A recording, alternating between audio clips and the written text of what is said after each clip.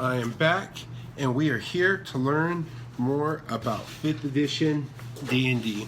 So today, we are going to read about the half-orc. Half-orcs are super fun to play. They're super straightforward. I think of the more exotic races, I think the half-orc is definitely a race that a beginner can come in and they could play, especially if you understand, you want to play to the archetype. You're belligerent, you like to fight, you like to drink, you don't like fucking little people in your face. Half-orc is perfect for you. Half-orc is, like I said, they are very fun. So let's check this out. Half-orc. The war chief Murin rose himself from his sleeping furs and his women and pulled a short hauberk of heavy steel rings over his thick, well-muscled torso. He usually rose before most of his warriors, since he had a strong streak of human blood in him, and he found the daylight less bothersome than some of his tribe did. Among the bloody skulls, a warrior was judged by his strength, his fierceness, and his wits. Human ancestry was no blemish against a warrior, provided he was every bit as strong, enduring, and bloodthirsty as his blooded kin. Half-orcs who were weaker than their orc comrades didn't last among the bloody skulls, or any other orc tribe for that matter. But it was often true that a bit of human blood gave a warrior just the mix of cunning, ambition, and self-discipline to go far indeed, as Murin had. He was master of a tribe that could muster 2,000 spears, and the strongest chief in Thar. Richard Baker from Sword Mage. Whether united under the leadership of a mighty warlock, or having fought to a standstill after years of conflict, orc and human tribes sometimes form alliances, joining forces into a larger horde to the terror of civilized lands nearby. When these alliances are sealed by marriages, half-orcs are born. Some half-orcs rise to become proud chiefs or orc tribes, their human blood giving them an edge over their full-blooded orc rivals. Some venture into the world to prove their worth among humans and other more civilized races. Many of these become adventurers, achieving greatness for their mighty deeds and notoriety for their barbaric customs and savage fury. Sacred and strong. Half-orcs, grayish pigmentation, slopish foreheads, jutting jaws, prominent teeth, and towering builds make their orcish heritage plain for all to see. Half-orcs stand between 6 and 7 feet tall and usually weigh between 180 and 250 pounds. Orcs regard battle scars as tokens of pride and ornamental scars as things of beauty.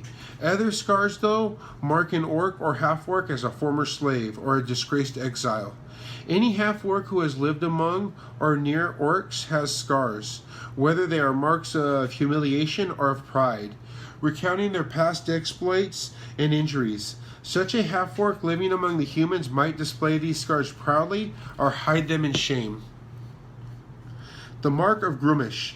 The one-eyed god Grumish created the orcs, and even those orcs who turned away from his worship can't fully escape his influence. The same is true of half-orcs, though their human blood moderates the impact of their orcish heritage. Some half-orcs hear the whispers of Grumish in their dreams, calling them to unleash the rage that simmers within them. Others feel Grumish's exultation when they join in melee combat, and others exult along with him or shiver with fear and loathing. Half-orcs are not evil by nature, but evil does lurk within them, whether they embrace it or rebel against it. Beyond the rage of Grumish, half-orcs feel emotion powerfully. Rage doesn't just quicken their pulse, it makes their bodies burn.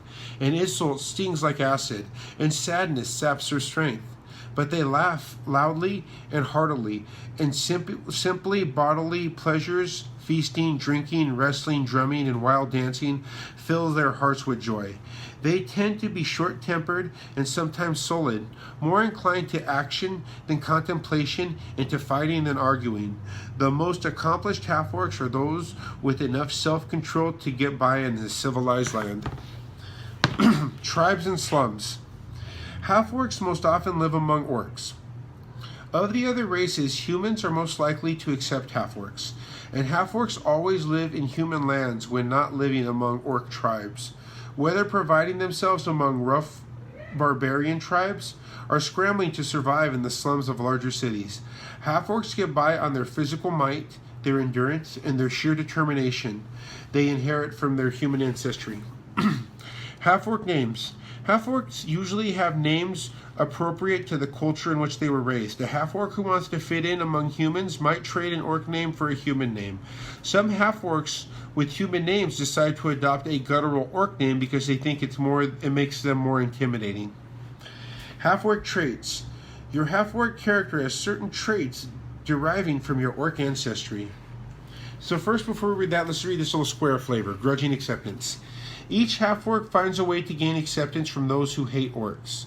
Some are reserved, trying not to draw attention to themselves. A few demonstrate piety and good-heartedness as publicly as they can, whether or not such demonstrations are genuine.